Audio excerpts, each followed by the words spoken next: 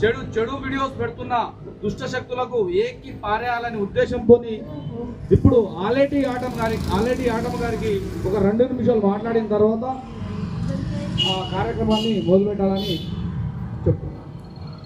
ఈరోజు మన మంత్రి సీతక్క మీద కానీ, సుమన్ ఛానల్ నిరుపమ్మ మీద కానీ, తులసి చందు బిడ్డ మీద కానీ, మహువా ఛానల్ ఐదుగో జర్నలిస్ట్ అయినటువంటి రజనీ గారి మీద కానీ చాలామంది ఆడబిడ్డల మీద ఉద్దేశపూర్వకంగా రాజకీయ కుతంత్రాలతోటి సంఘ విద్రోహ శక్తులు ఆడబిడ్డల ఎదుగుదలని, అసలు ఆడళ్ళు ఇప్పుడిప్పుడే కదా సమాజంలో బయటకు వస్తుంది కొద్ది సంస్కారాలతోటి ధైర్యంగా వస్తే వాళ్ళని సంసారం చేయకుండా వాళ్ళకి రకరకాల భూతుటోళ్ళు వచ్చి సీతక్క కూడా ఏడ్చే రీతిలో చేస్తుందంటే అట్లాంటి దుష్ట అసాంఘిక శక్తులు ఎవరైతే ఉన్నారో వాళ్ళు కఠినంగా ఫాస్ట్ ట్రాక్ చట్టం కింద కోర్టును ఏర్పాటు చేసి సజ్జనార్ గారి చేతుల మీదుగా వాళ్ళను ఇంకొక ఆడబిడ్డనే మరోసారి ఎవరైనా ట్రోలింగ్ చేయాలంటే వెన్నులో వణుకు పుట్టే రీతిలో చైనా కమ్యూనిస్ట్ ప్రభుత్వాలు ఎక్కడైతే చైనాలు కానీ, వియత్నాలు కానీ, క్యూబాలు కానీ, ఉత్తర కొరియాలు కానీ, లావోస్లు కానీ ఆడబిడ్డలకి అండగా కొండంత మెండిగా ఉంటున్న రీతిలో భారతదేశంలో కూడా చట్టాలు చేయాలి.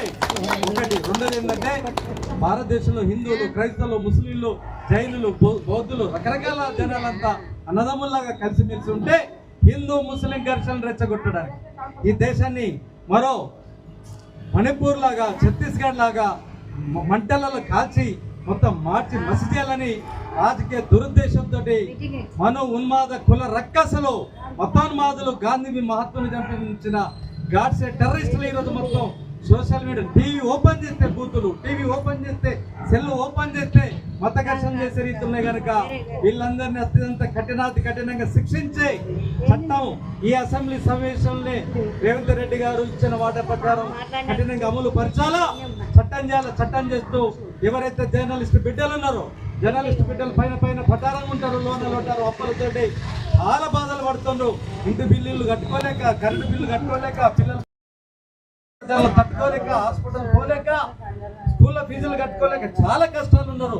ఎస్సీ ఎస్టీ కార్పొరేషన్ పెట్టినట్టే జర్నలిస్ట్ బిడ్డలకు కూడా కార్పొరేషన్ పెట్టి కొన్ని కోట్ల రూపాయలు కేటాయిస్తే ఎవరైతే ఇట్లాంటి బిడ్డలు జర్నలిస్టులు వాళ్ళు ఛానల్ పెట్టుకొని మత సామరస్యాన్ని, దేశ అభివృద్ధిని, ఈ దేశ ప్రగతిని కాంక్షించే రీతిలో దేశ అత్యున్నత దేశం తీసుకుపోయే రీతిలో పనిచేసే వికాసైన జర్నలిస్టులకి వాళ్ళకు లోన్లు ఇవ్వాలి, స్టూడియోలకు లోన్లు ఇవ్వాలా, కార్లకు లోన్లు ఇవ్వాలా, కంప్యూటర్లకు లోన్లు ఇవ్వాలా, వాళ్ళకి ఏదైతే అవసరత ఉంటాయో గ్యాడ్జెట్స్ ఎక్విప్మెంట్స్ ఉంటాయో అవంతా సహాయం చేయాలా.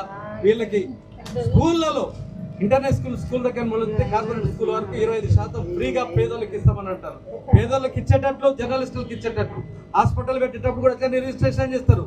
వాళ్ళకి ఇచ్చేటట్టు ఒక ప్రభుత్వ అధికారిని నియమించి ఎవరైతే జర్నలిస్టులు ఉన్నారో, ఎవరైతే పేద బిడ్డలు ఉన్నారో 25% కార్పొరేట్ స్కూళ్ళలో, హాస్పిటల్లో ఉచిత వైద్యం అందించే రీతిలో, వీళ్ళు రిటైర్డ్ అయితే వీళ్ళకి పెన్షన్లు ఇచ్చే రీతిలో, వీళ్ళకి డబుల్ బెడ్రూమ్ కట్టించే రీతిలో, వీళ్ళ కమ్యూనిటీ ఎక్కడెక్కడైతే జర్నలిస్టులు ఉన్నారో వాళ్ళ సంక్షేమం చూసే రీతిలో ప్రభుత్వం చర్యలు తీసుకోవాలని జర్నలిస్ట్ సంఘాలతో చేయాలని మనం పాదయాత్ర చేసినాం.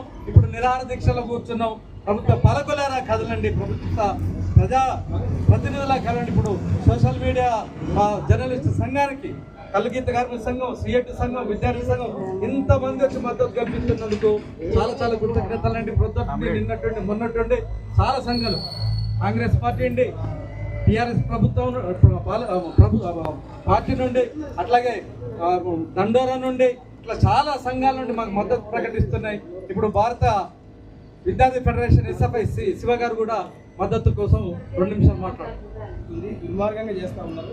దానివల్ల ఈరోజు మహిళల మీద దాడులు కానీ, దళితుల మీద దాడులు కానీ, మైనారిటీ మీద దాడులు కానీ, అట్లాగే మతోన్మాదాలు పెచ్చరిల్లిపోయే పద్ధతిలో ఈరోజు కార్యక్రమాలు జరుగుతూ ఉన్నాయి.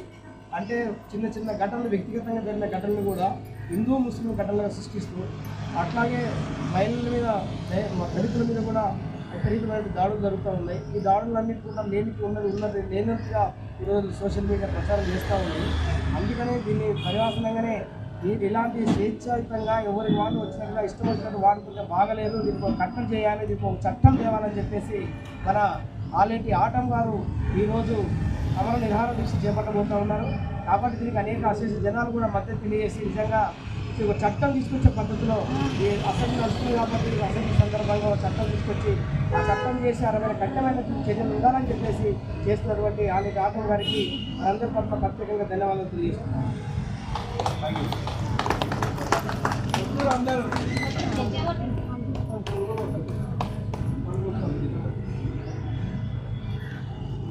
ఇప్పుడు కల్లు గీత కార్మిక సంఘం ముత్యాలు గారు మాట్లాడారు.